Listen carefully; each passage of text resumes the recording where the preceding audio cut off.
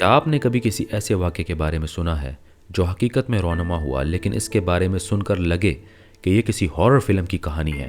ایک ایسا واقعہ جس میں 9 تجربہ کار کو پیماؤں کی لاشیں برف میں بکھری ہوئی ملی، کچھ کے جسموں پر مہلک چوٹیں، کچھ کے چہرے اور زبان غائب، اور کچھ ایسے کہ جیسے وہ کسی خوفناک چیز سے بھاگنے کی کوشش کر رہے تھے۔ یہ ہے دیاتلوف پاس انسیڈنٹ، ایک ایسا معمہ جو 1959 سے آج تک حل نہیں ہو سکا۔ آخر ان ہائیکرز کے ساتھ کیا ہوا تھا؟ کیا یہ کوئی قدرتی آفت تھی یا کوئی خوفناک ماورائی قوت، یا شاید کوئی ایسا راز جسے حکومت چھپانا چاہتی تھی؟ آج ہم اس خوفناک کہانی کی گہرائی میں جائیں گے۔ یہ واقعہ روس کے برف پوش اورال پہاڑوں میں پیش آیا، جہاں یوری دیاتلوف کی قیادت میں 9 نوجوان کو پہما ایک مہم پر نکلے۔ یہ سبھی ہائیکرز ماسکو کے ایک پولی ٹیکنک انسٹیٹیوٹ کے اسٹوڈنٹس تھے اور انتہائی تجربہ کار تھے۔ ان کا مقصد ایک خطرناک پہاڑ خولات سیاخل کو سر کرنا تھا، جس کا مطلب ہے مردہ پہاڑ۔ یہ گروپ 23 جنوری 1959 کو سفر پر نکلا اور سب کچھ ٹھیک ٹھاک چل رہا تھا۔ انہوں نے اپنے راستے کی تصاویر بھی لیں جو بعد میں کیمرے سے برآمد ہوئی، لیکن پھر 1 اور 2 فروری کی درمیانی رات ایسا کچھ ہوا جس نے ان کی زندگیوں کو ہمیشہ کے لیے ختم کر دیا۔ کئی دن تک جب ان کا کوئی پیغام نہ آیا تو تلاش اور بچاؤ کی ٹیمیں بھیجی گئی۔ 26 فروری 1959 کو جب ریسکیو ٹیمیں پہاڑ پر پہنچی تو جو منظر انہوں نے دیکھا وہ ناقابل یقین تھا۔ ہائیکرز کا خیمہ برف میں دبا ہوا ملا، لیکن عجیب بات یہ تھی کہ اسے اندر سے کاٹا گیا تھا، جیسے کسی نے خوف کے مارے خیمے سے باہر نکلنے کی کوشش کی ہو۔ خیمے میں ان کے کپڑے، جوتے اور کھانے کی چیزیں ویسے ہی رکھی تھی جیسے کسی کو جلدی میں بھاگنا پڑا ہو۔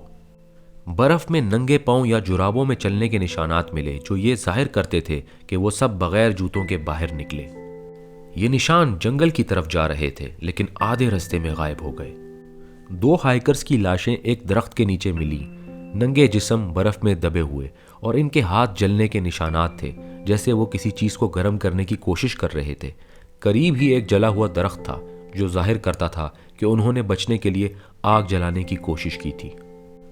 کچھ فاصلے پر یوری دیاتلوف اور 2 دیگر ہائیکرز کی لاشیں ملی جن کی موت شاید سردی کی شدت سے ہوئی تھی۔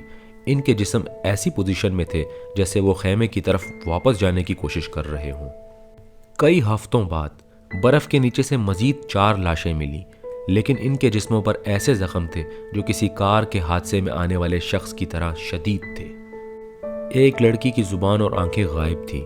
کچھ لاشوں کی ہڈیاں ایسے ٹوٹی ہوئی تھی جیسے کسی زبردست دباؤ سے کچلی گئی ہوں، لیکن باہر سے کوئی زخم نہیں تھا۔